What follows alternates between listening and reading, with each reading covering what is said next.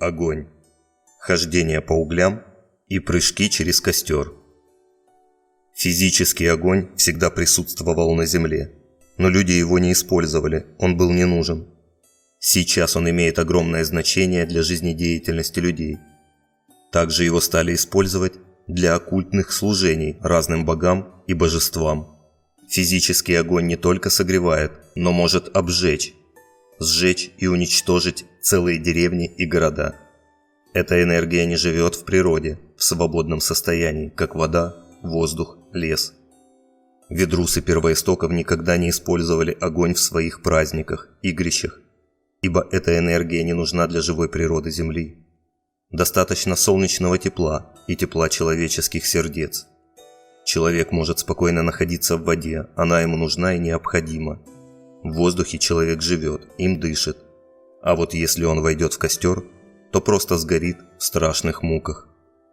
Использование огня в сегодняшних праздниках – это оккультизм. Этим самым вы приглашаете неестественную для живой природы энергию на Землю. Как бы говорите, что вам не хватает солнечного тепла и вообще тепла на Земле. Вы создаете дисбаланс в природных энергиях и в своих личных, потому что человеческая мысль решает все. Оккультные учения, религии для того и придуманы, чтобы увести человека от истины. От ваших костров и сама Земля страдает. Включите ваше логическое мышление и все поймете. Огонь всеочищающий – это не физический огонь, а огонь внутри человека. 3 энергии – любовь, частичка Бога в человеке и энергия самого человека. И когда 3 эти энергии гармонично соединяются между собой, порождают 4-ю – счастливое, мягкое свечение, устремленное в вечность. Сейчас этот огонь называют Яр.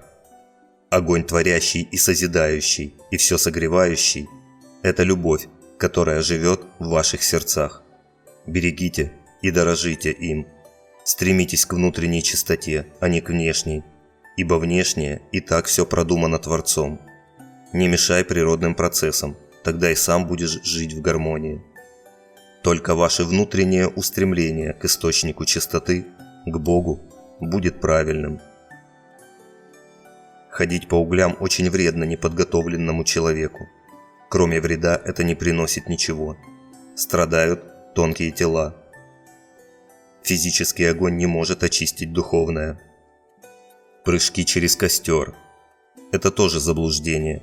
Считается, что прыгая через огонь, человек очищается от негативных энергий, но чисто физическое действо не может повлиять на энергии человека.